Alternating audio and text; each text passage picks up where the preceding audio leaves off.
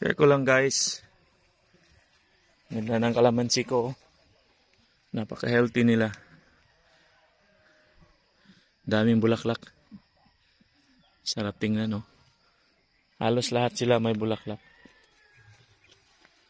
Ito may bunga na. May mga bunga na to. Ganda. Sarap tingnan. Di siya, no? Hitik na hitik sa bulaklak. Ever since naggamit ako ng vermicompost, ito na yung resulta. Napakaganda. Excited tayo makaharvest ng calamansi. Sarap pa namang gawing juice yan. Ito pa guys, oh. Dami niyang bunga. Wow. Tsaka ito. Super healthy, oh. Ganda. Ito pa siya.